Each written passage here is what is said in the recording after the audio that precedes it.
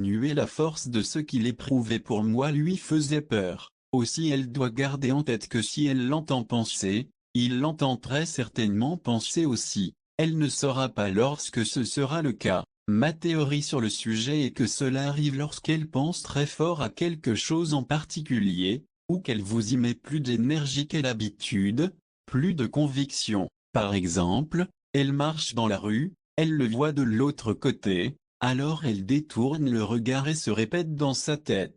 Je n'en ai rien à faire de lui, je n'en ai rien à faire de lui. Le but étant de se convaincre elle-même, il y a de fortes chances que ce soit quelque chose que son âme jumelle entende. Or ça ne reflètera absolument pas ce qu'il y a dans son cœur, même que ça signifie tout le contraire. Elle n'aurait pas besoin de se convaincre qu'elle n'en a rien à faire de lui si c'était vraiment le cas. Ce n'est qu'un exemple parmi tant d'autres que j'aurais pu utiliser. La pensée aurait aussi pu être positive que négative. Quoi qu'il en soit, quoi qu'elle entende, il lui faudra sans doute mettre ça de 64 côté et continuer comme si elle ne savait rien. Donc, être patiente et indulgente. Elle n'a pas tous les détails et sauter à une conclusion rapide ne la mènerait nulle part. Elle verra parfois ce que voit son âme jumelle, une route qu'il ou elle emprunte, une image de sa maison, une personne. Parfois ces images lui viendront comme des flashs. Elle pourra croire qu'ils sont bénins,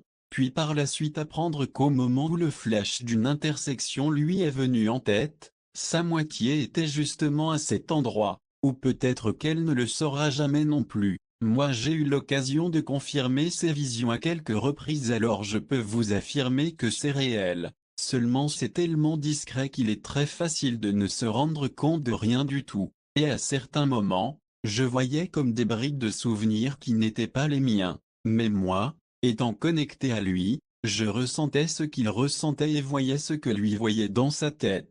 C'est plutôt rare, mais ça se produit lorsque la connexion entre les deux âmes se renforce.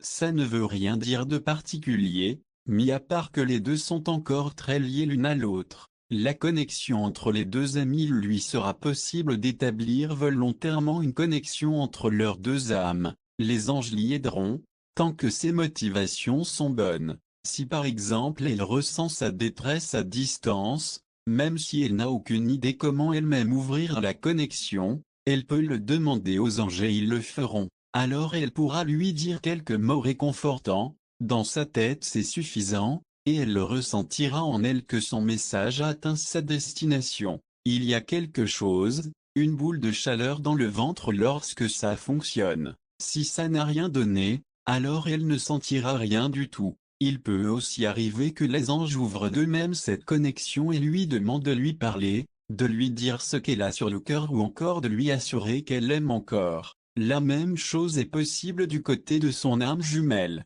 Consciente ou non de ce qui se passe, l'autre recevra la 65 guidance des anges et aura l'occasion de lui envoyer de bonnes pensées lorsque nécessaire. Je n'oublierai jamais ce moment où je conduisais ma voiture. Je chante toujours lorsque je conduis, mais brusquement, je me suis arrêté parce que mon ange m'a dit que mon âme jumelle avait beaucoup de mal en ce moment, à cause de ce qu'il ressentait pour moi. De mon côté, mon ange me faisait régulièrement jouer une chanson précise en guise de parole réconfortante lorsque je m'ennuyais de lui. Et à cet instant, c'est cette chanson qui a commencé à jouer dans ma radio. Alors j'ai demandé à mon ange de porter ma voix jusqu'à lui afin que ma chanson le réconforte. Je pouvais ressentir tout l'amour et la compassion et la tendresse, le réconfort, émaner de moi. Je crois que j'ai réellement eu l'aide des anges pour porter mon message et que ça lui a fait du bien. J'ai commencé à chanter,